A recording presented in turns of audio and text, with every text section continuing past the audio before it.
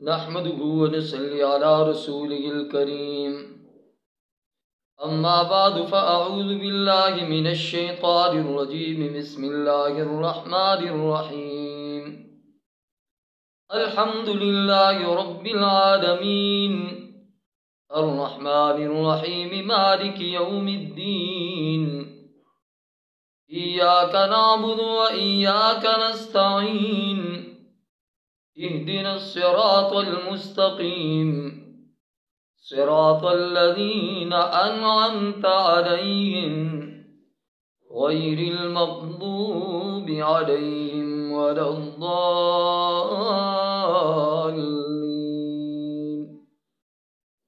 صدق الله مولانا العظيم سبحانك لا علم لنا إلا ما علمتنا إنك أنت العليم الحكيم اللهم صل على سيدنا ومولانا محمد وعلى آل سيدنا ومولانا محمد وبارك وسلم عليه.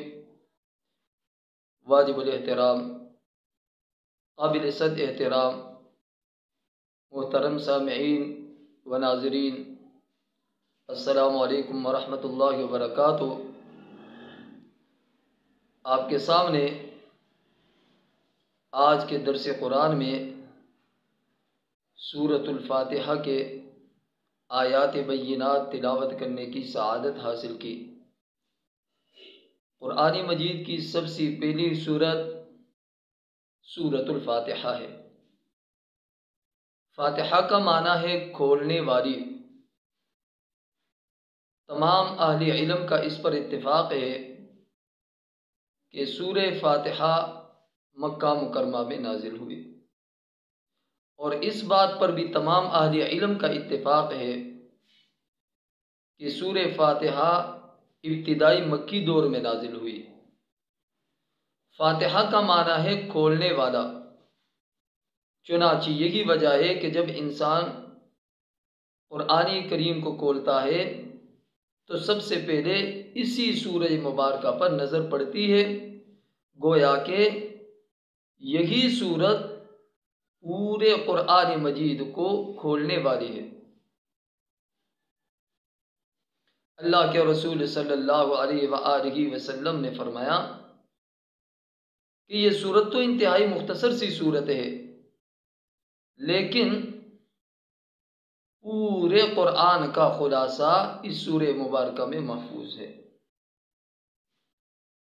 اس لیے کہ پورے قرآن مجید میں جو 3 اہم مضامین کا ذکر ہے، نمبر 1 توحید، نمبر 2 رسالت، اور نمبر 3 معاد یعنی قیامت کا ذکر.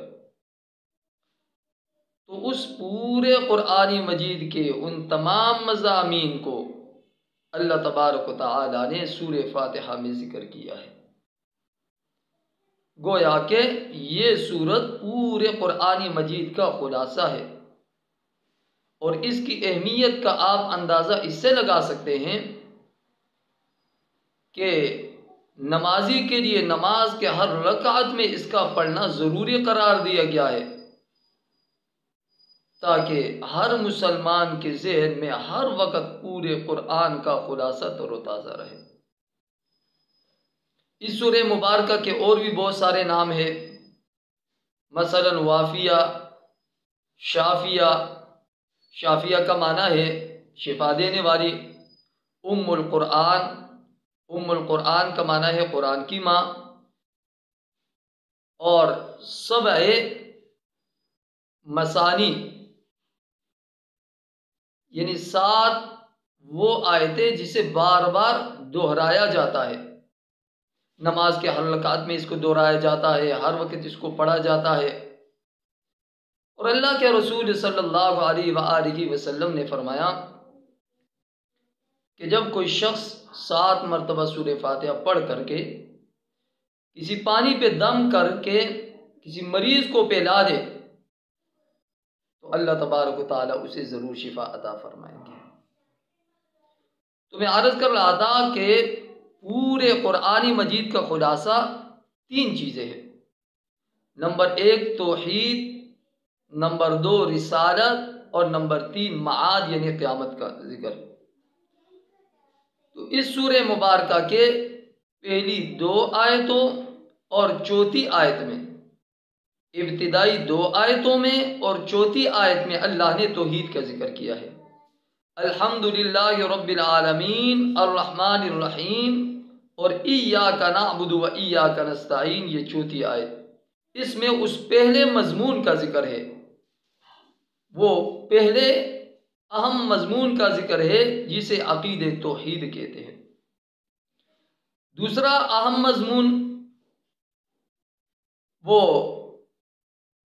رسالت کے حوالے سے اور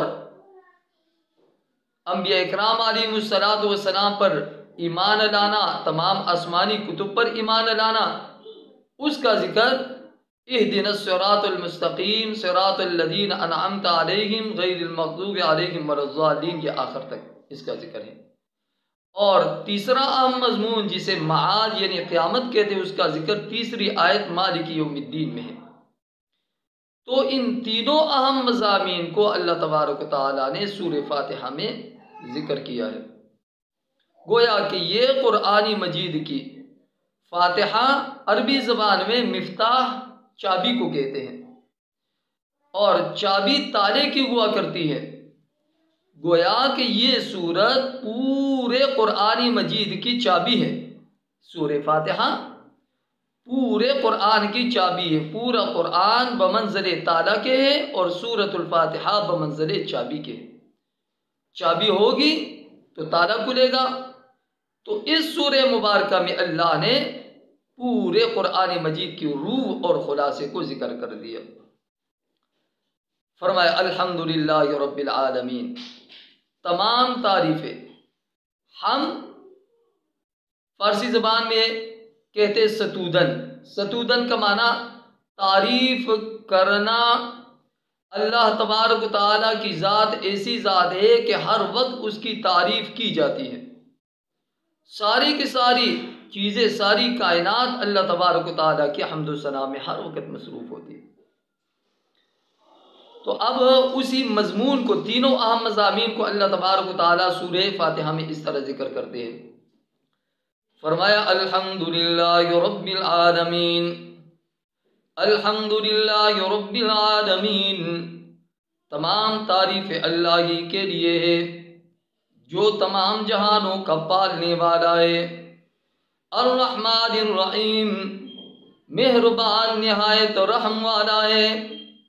رحمان اور رحیم، رحمان رحمان الدنیا و رحیم الآخرہ، یہ رحمان یہ دنیا میں اس کا رحم و کرم تمام کے اوپر، مسلمان اور غیر مسلمان، ماننے والے اور نہ ماننے والے، نمک حلال اور نمک حرام، وفادار اور غدار، مشرک اور موحد، دنیا میں تمام کے اوپر اللہ تبارک و تعالی ہر انسان کے اوپر رحم و کرم کرتا ہے۔ لیکن رحیم جو کہ خاص ہے آخرت کے ساتھ، تو وہاں پر صرف اہل ایمان اور اہل اسلام کے اوپر وہ رحم و کرم تو ہوگا، لیکن اپنے نافرمان، غداروں اور کافروں اور مشرکوں کے اوپر آخرت میں کوئی رحم و کرم نہیں کیا جائے۔ تو اس لیے امام بیضاوی رحمۃ اللہ علیہ فرماتے ہیں کہ رحمان الدنیا و رحیم الآخرہ، دنیا میں تو رحمان کے اللہ تبارک و تعالی اور آخرت کے حوالے سے رحیم ہے۔ الرحمن الرحیم، نہایت مہربان رحم کرنے والا ہے۔ مالک یوم الدین، روز جزا کا مالک ہے، قیامت کے دن کا مالک ہے۔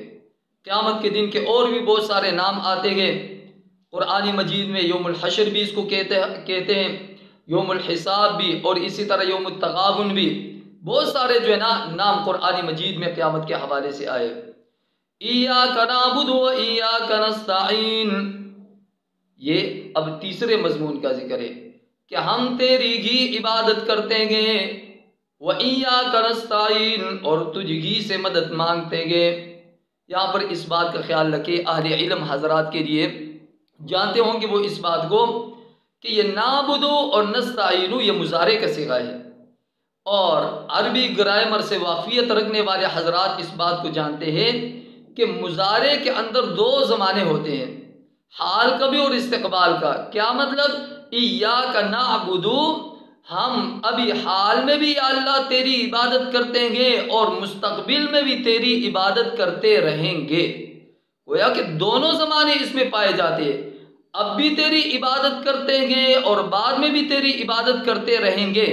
وَإِيَّاكَ نَسْتَعِينُ، اور اب بھی تجھ سے جو ہے نا حال میں بھی تجھ سے مدد مانگتے گے اور حال کے بعد جو مستقبل کا زمانہ ہے اس میں بھی جو ہے نا وہ آپ سے ہمیشہ کے لیے ہم مدد مانگتے رہیں گے. ایاک نعبد و ایاک نستعین، ہم تیری ہی عبادت کرتے گے اور کرتے رہیں گے. و ایاک نستعین، اور تجھ ہی سے مدد مانگتے گے اور مانگتے رہیں گے. اہدنا الصراط المستقیم، دکھا ہم کو سیدھا راستہ. صراط کہتے ہیں راستے کو اور مستقیم کا معنی ہے سیدھا. تو صراط المستقیم کون سا راستہ ہے؟ صراط المستقیم 1.25 انبیاء اور رسول کا منتخب کردہ جو راستہ ہے اسے صراط مستقیم کہا جاتا ہے.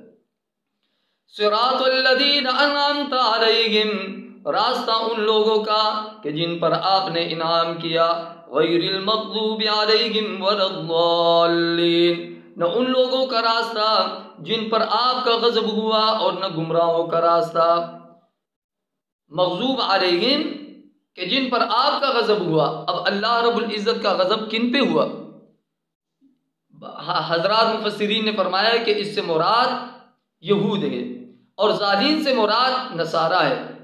گویا کہ یہود و نصارہ کے راستے پہ چلنے کے لیے انسان دعا مانگتا ہے کہ یا اللہ اس راستے سے مجھے محفوظ رکھ لے جس راستے کو یہود و نصارہ نے پسند کیا ہے.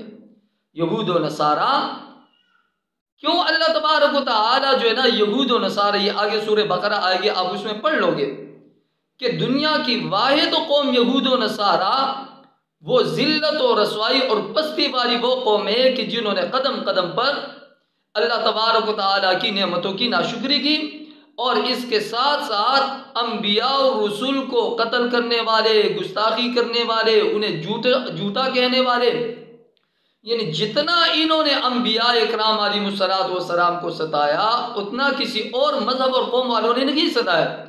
اس لیے نمازی نماز کے اندر یہ دعا کرتا ہے یا اللہ یہ تو اتنے مغضوب علیہم میں، یہ تو اتنے گمراہ، اتنے ضلالت کفر و شرک کے اندھیرے میں گھرے ہوئے لوگ ہیں کہ میں اگرچہ اور کچھ نہیں جانتا، ایک ہی سورہ فاتحہ کو اگر پڑھ سکتا ہوں، نماز کے اندر بار بار دہرا سکتا ہوں، تو میں اسی سورہ فاتحہ میں تجھ سے یہی دعا کرتا رہوں گا کہ یا اللہ مجھے ہمیشہ کے لیے یہود و نصارہ کے اس غضبناک راستے سے، ضلالت اور گمراہی کے راستے سے ہمیں محفوظ رکھ. یہی وجہ ہے کہ ایک انسان جتنا بھی ان پڑھ ہو لیکن سورۃ الفاتحہ کی تلاوت اور سورہ فاتحہ جب نماز میں پڑھتا ہے تو وہ اس بات کا ثبوت دیتا ہے کہ یا اللہ یہود و نصارہ جیسے مغضوب اور گمراہ ترین لوگوں کے راستے سے میری بھی حفاظت فرما دے اور ہماری نسلوں کی بھی حفاظت فرما دے. الحمدللہ رب العالمین، تمام تعریف اللہ ہی کے لیے جو تمام جہانوں کا رب ہے. الرحمن الرحیم، مہربان نہایت رحم والا ہے. مالک یوم الدین، قیامت کے دن کا مالک ہے. ایاک نعبد و ایاک نستعین، اے اللہ ہم تیری ہی عبادت کرتے گے اور کرتے رہیں گے اور تجھ ہی سے مدد مانگتے گے اور مانگتے رہیں گے. اہدنا الصراط المستقیم، دکھا ہم کو سیدھا راستہ. صراط الذین انعمت علیہم، راستہ ان لوگوں کا جن پر آپ نے انعام کیا. غیر المغضوب علیہم ولا الضالین، نہ ان لوگوں کا راستہ جن پر آپ کا غضب ہوا، ولا الضالین اور نہ گمراہوں کے راستے پر. اللہ تبارک و تعالی ہمیں اپنے در پہ جھکنے والا بنا دے اور ہمیں انبیاء اکرام علیہ السلام جو کہ صحیح معنوں میں انعام یافتہ لوگ ہیں، انشاءاللہ تعالی اگلے درس میں اسی سورہ فاتحہ کے دوسرے قسط کے حوالے سے، دوسرے درس کے حوالے سے انشاءاللہ تعالی تفصیلی گفتگو ہوگی کہ انعام یافتہ لوگ وہ کون سے ہیں کہ جن کے متعلق ہر نمازی یہ دعا کرتا ہے کہ یا اللہ ان مبارک ہستیوں اور ان مبارک لوگوں کے راستے پر مجھے بھی چلا، مجھے بھی چلا، تو انشاءاللہ تعالی اگلے درس میں جو ہے نا وہ اس کا بیان ہوگا۔ اللہ تبارک و تعالی ہم سب کو ایمان اور اسلام کی ایمانی اور اسلامی زندگی نصیب فرما دے، ہمیں اور ہماری اولاد کو دین کی عالی محنت کے لیے قبول فرما دے۔ جو حضرات بیمار ہیں گھروں میں اسپتالوں میں، اللہ انہیں شفاء کاملہ عاجلہ مستمرہ نصیب فرما دے۔